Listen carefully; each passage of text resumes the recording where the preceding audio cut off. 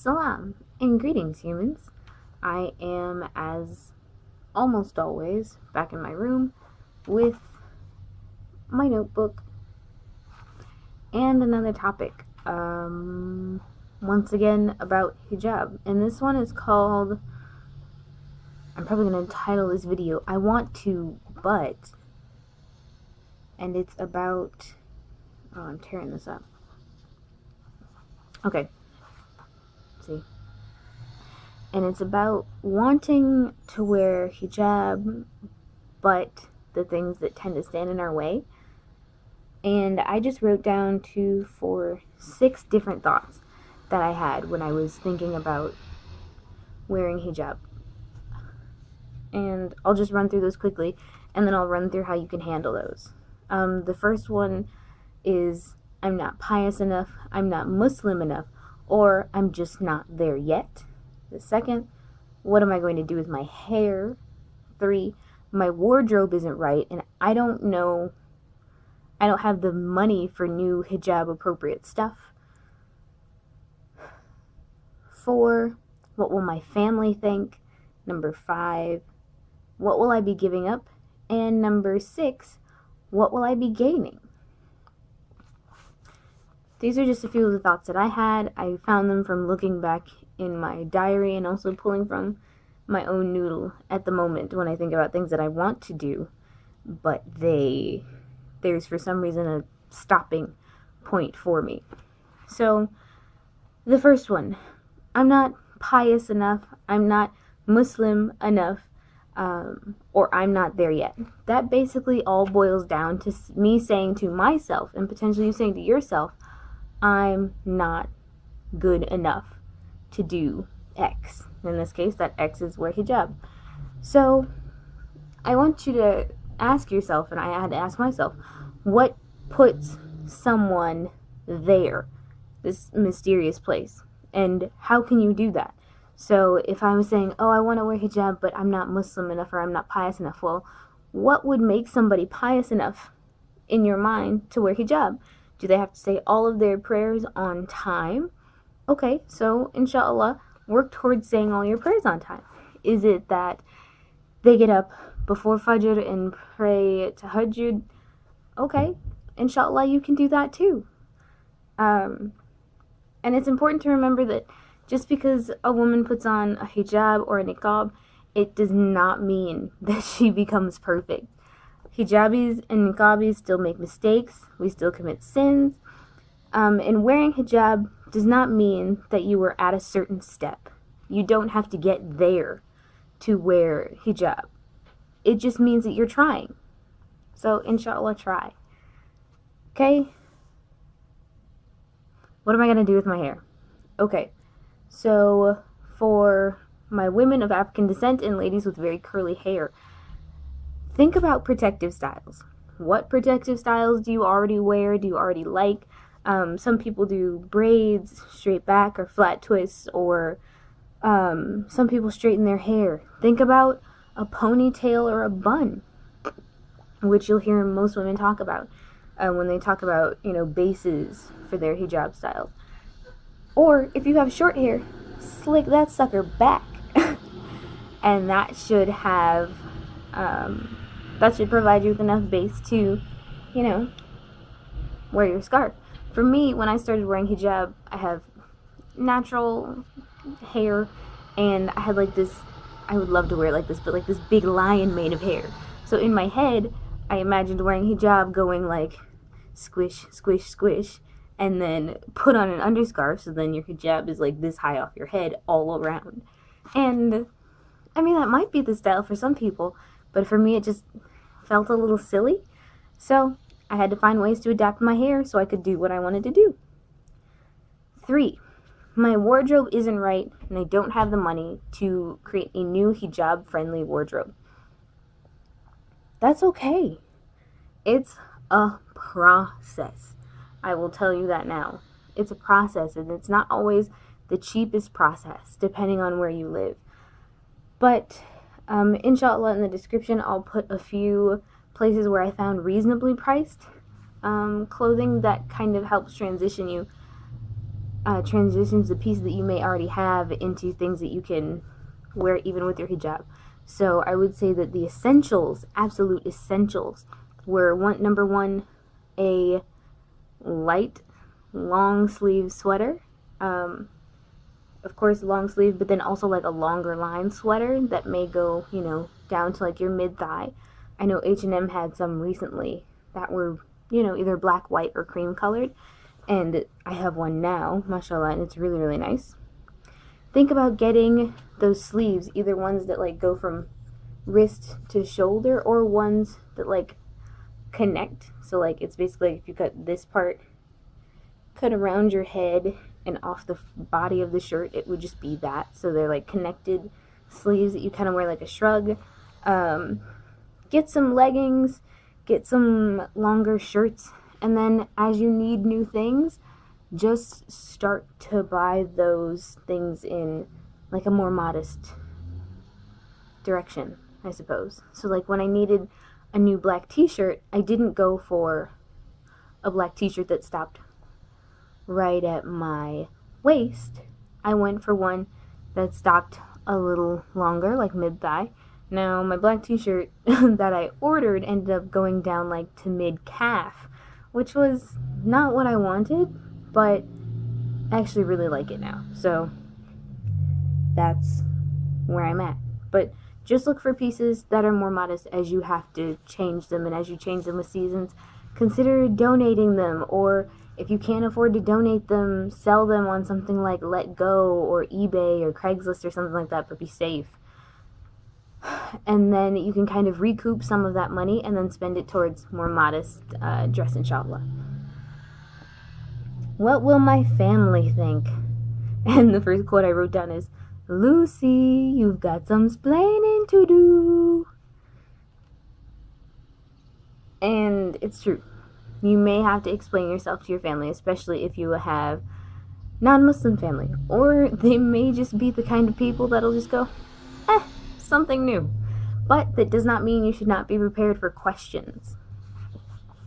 So, familiarize yourself with hadith, Quran, and tafsir and all that stuff that have to do with hijab and women covering their hair and their bodies.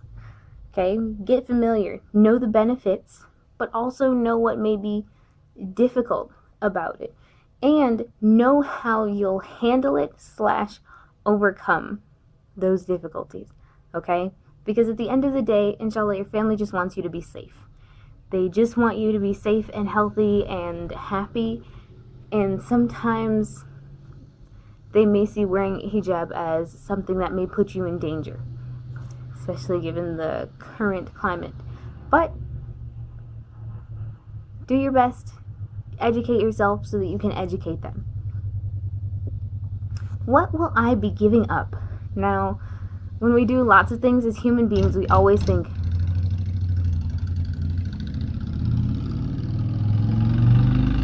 why you no wear a helmet? I know it's summer, but the road still hurts. Okay, we often think about what we'll be giving up. If I go hang out with my friends instead of hanging out in my room all evening, what am I going to give up? Now, oh, you can't even see my shoulders. They're here. I'm just wearing black. You might be giving up compliments about your hair. You might be giving up wearing your favorite dress for the world to see. You might be giving up stuff. I mean, really what you end up giving up is completely and totally up to you and how you look at it. For me, I found that the things that I gave up were, I gave a lot of clothes away. I gave a lot of dresses that I really loved away because honestly, they were taking up too much space in my closet. And so my kind of changing wardrobe also kind of coincides with like a trend towards minimalism and just having less things. So that's why that, cool breeze. That's why that works for me. But at the end of the day, I found out that I was giving up worldly things. I was giving up compliments on my lion mane. I was giving up compliments on, the shape of my body. I was giving up compliments on, some of the more fashionable clothes that I had. And that's okay. I've never been a super fashionable person in the first place, which is why you'll probably, I won't say you'll never see me, but you'd be pretty hard pressed to see me do an outfit of the day sort of thing, or like a lookbook. Just not that into clothes, guys. It's not to say I don't like to look nice, but this is me. Did I say what I gave up were worldly things? They felt like really worldly things. They were like compliments and clothes and attention from people who might have thought I was cute. Sometimes you give up catcalls. Sundress! Yeah, I was called sundress on the street once.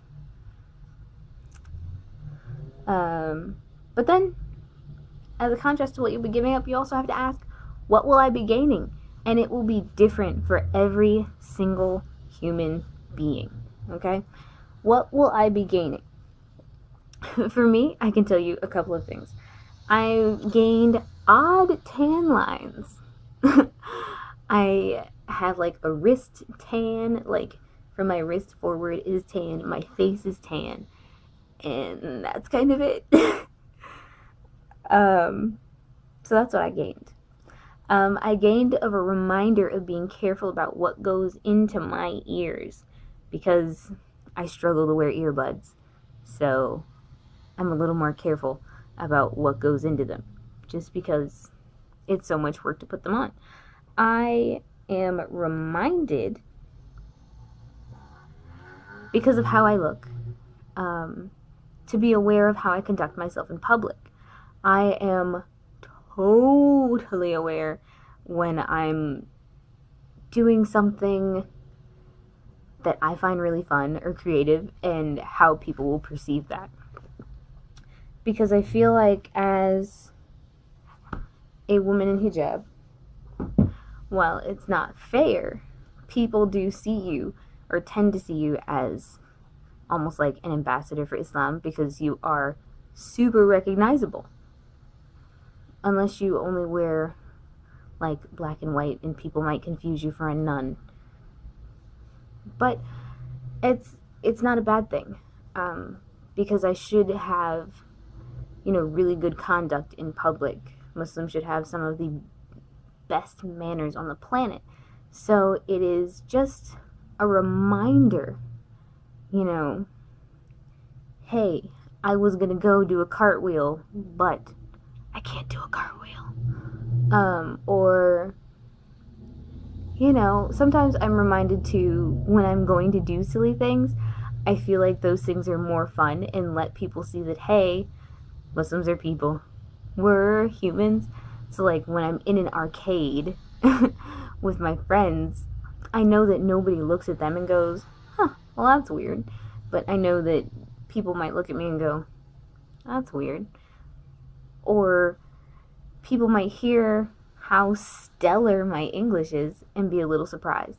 And so it's a reminder kind of to myself that not only am I representing me, but I'm also sometimes representing Islam, and I need to have good conduct in public, which inshallah is my goal in the first place.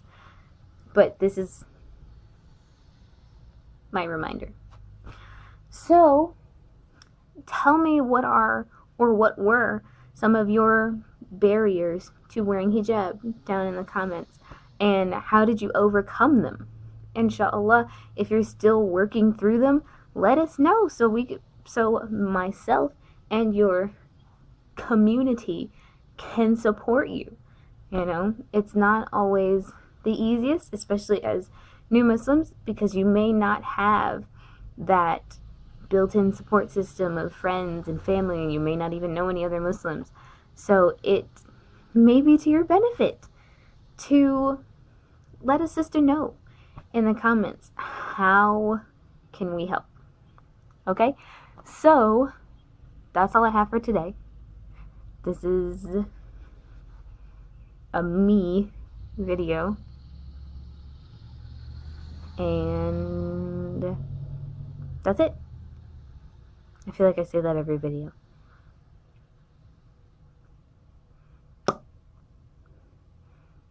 Shea butter is my chapstick. But okay, that's it. That's all I have for today. Inshallah, let me know. Any suggestions for videos, be happy to take those as well. But inshallah, I'll see you in my next video. Salam and toodles, humans.